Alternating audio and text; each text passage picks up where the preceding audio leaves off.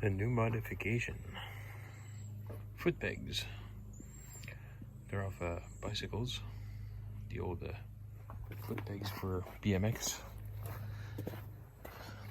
Each time I go down the hill or off the trailer, I got nothing to put my feet on. Secure my feet on. Drill a hole through the cage, which I don't think that cage would save my life anyway if it would tip over. So drill those through, put a bolt through with a nut inside. Might be able to see it. Actually, that's the bolt, and that's on the back side. That's all there is to it.